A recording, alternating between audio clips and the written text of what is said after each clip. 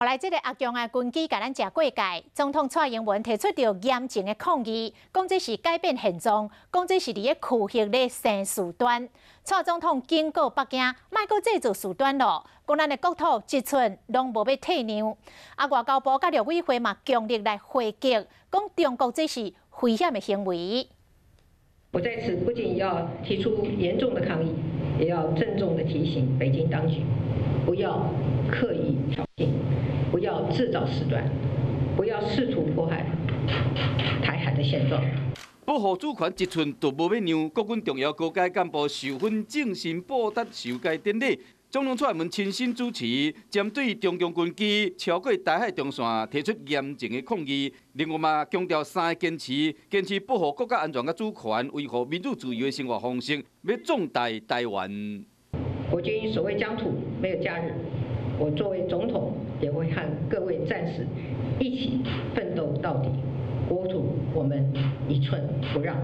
陆委会主委陈明通透早接受广播访问，讲到中央军机的行为战略，咱拢知影。这是如我所料了，所以这次这穿越中线也是他们的动作之一啊。将来随任何人执政，他要统一台湾的那个决心啊，你就像韩市长讲的啦，不用怀疑。 讲北京政府是现状的迫害者，甚至不管什么人执政，这种行为有可能变成常态。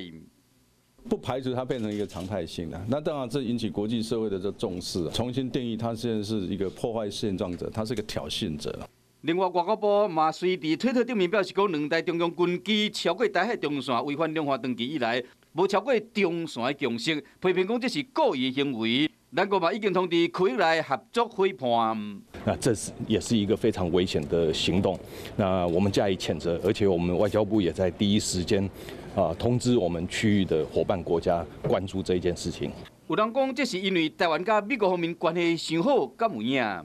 逻辑我们必须要去搞清楚。相反的，是因为中国不断的威胁台湾、挑衅台湾，那我们台湾就必须要去寻求外界的协助。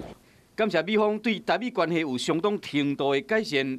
中共军机超过中线这款危险行为，总统甲各相关的部会拢强烈的谴责。